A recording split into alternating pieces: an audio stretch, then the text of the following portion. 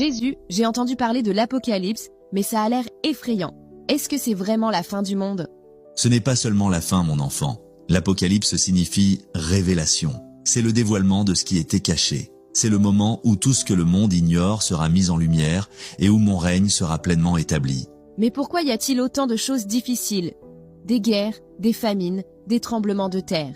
Ce sont des douleurs de fin de temps. Le monde gémit sous le poids du péché et l'Apocalypse montre comment le mal, la violence et l'injustice arrivent à leur terme. C'est comme les douleurs d'un accouchement. Elles sont fortes, mais elles annoncent une nouvelle vie. Et les 7 sceaux, Jésus, qu'est-ce qu'ils représentent? Les sceaux montrent l'histoire du monde que seul moi, l'agneau, je peux ouvrir. Chaque sceau révèle un chapitre du combat entre le bien et le mal. Il y a des guerres, des fléaux, mais aussi des appels à la repentance. Car même dans le jugement, mon amour appelle encore. Et les 4 cavaliers, ce sont des anges ou des ennemis? Ils symbolisent des forces qui agissent dans le monde. La conquête, la guerre, la famine et la mort. Ils rappellent que sans moi, le monde se déchire. Mais ils sont permis pour un temps, car rien ne se fait sans que je le sache. Et le dragon rouge avec cette tête, il fait peur. Qui est-ce? Le dragon, c'est Satan. Il est furieux parce qu'il sait que ses jours sont comptés. Il essaie d'attaquer la femme, des symboles de mon peuple, et de détruire l'enfant, moi.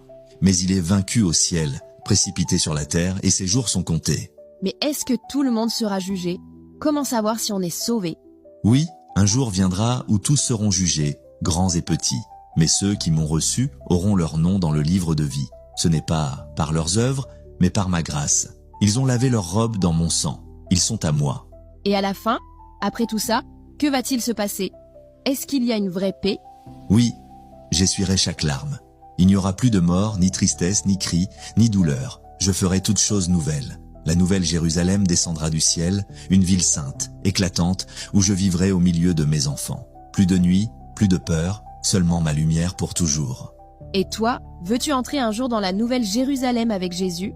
Mets un like, abonne-toi et écris en commentaire « Jésus est mon espérance pour l'éternité ».